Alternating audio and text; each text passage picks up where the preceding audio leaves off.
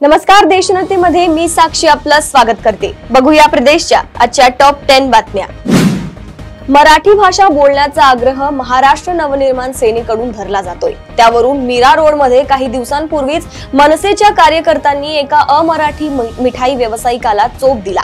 त्यावरून प्रसिद्ध गुंतवणूकदार, शेअर बाजार तज्ञ सुशील केडिया यांनी राज ठाकरेंना थेट आव्हान दिलाय।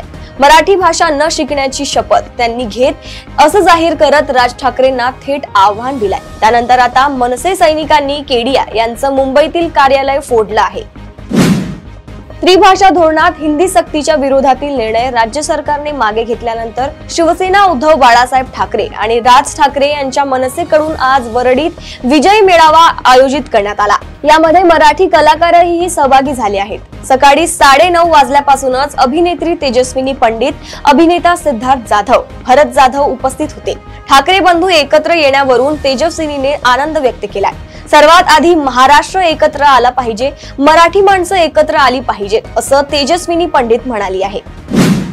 सर्वोच्च न्यायालय आणि उच्च न्यायालयाच्या न्यायमूर्तींच्या नियुक्तीत कोणत्याही प्रकारची तडजोड केली जाणार नाही। किंबहुना न्यायवृंद पद्धतीत अधिकाधिक पारदर्शकता आणू असे आश्वासन देशाचे सरन्यायाधीश भूषण गवई यांनी शुक्रवारी आवाहन केले।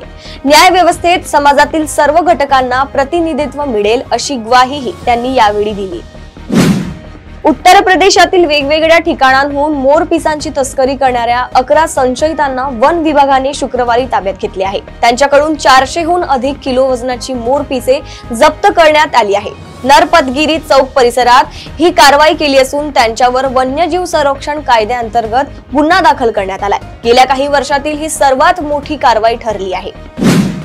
बीड जिल्ह्याचे परडी वैजनाथ हे 12 ज्योतिर्लिंगापैकी एक तीर्थक्षेत्र आहे। अशा परडी शहरात माजी नगराध्यक्ष तथा राष्ट्रवादी अजित पवारचे नेते दीपक देशमुख यांनी परडी शहरात खुलेआम अंधश्रद्धेचा उच्छाद मांडलाय।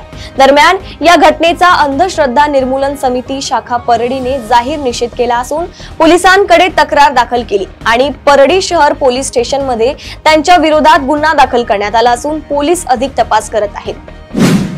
राज्य शासनाच्या निर्णयामुळे महिला बचत गटांचे शालेय पोषण आहार पुरवठ्याचे कंत्राट रद्द करून ते थेट शाळा व्यवस्थापन समित्यांना देण्याचा निर्णय घेण्यात आलाय। या निर्णयामुळे महिला बचत गटांमध्ये अस्वस्थता पसरली असून त्यांनी नागपूर खंडपीठात याचिका दाखल केली आहे।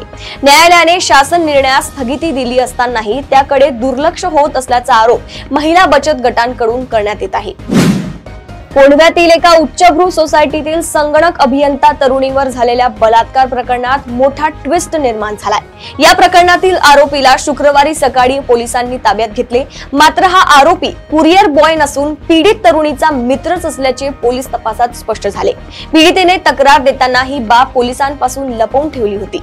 तसेच या घटनेमध्ये बेशुद्ध करणाऱ्या कोणत्याही स्प्रेचा वापर झाला नसल्याचे देखील समोर आले आहे।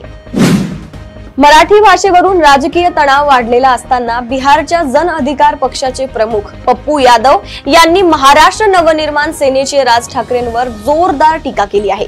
राज ठाकरेंनी परप्रांतीयांबाबत घेतलेली भूमिका अनादरपूर्ण असल्याचे त्यांनी म्हटले आहे।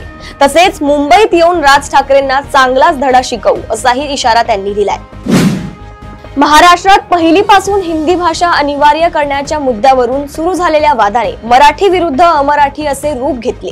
याच दरम्यान शुक्रवारी पुण्यातील एका कार्यक्रमात राज्याचे उपमुख्यमंत्री एकनाथ शिंदे भाषणाच्या शेवटी जय महाराष्ट्र नंतर जय गुजरात म्हणाले। या मुद्द्यावरून विरोधकांनी टेकेची झोड उठवली। राष्ट्रवादी शरद पवार गटाचे खासदार अमोल कोल्हे यांनी एकनाथ शिंदे यांच्यावर कवितेतून निशाणा साधलाय। जळगाव जिल्ह्यातील पाचोरा शहरात शुक्रवारी 4 जून रोजी एक धक्कादायक घटना घडली। मध्यवर्ती बस स्थानक परिसरात अज्ञात व्यक्तींनी एका 26 वर्षीय तरुणाची गोळ्या झाडून हत्या केली। आकाश कैलास मोरे असे मृत तरुणाचे नाव आहे। वाढू व्यवसायातील वादामुळे ही हत्या झाल्याचा अंदाज आहे। हत्येनंतर आकाशचे सोशल मीडियावरचे काही व्हिडिओ व्हायरल होत आहेत। त्यात तो शत्रूंना धमक्या देताना दिसत आहे। प्रदेशातील अशाच टॉप 10 बातम्या जाणून घेण्यासाठी बघत रहा देशनती। नमस्कार।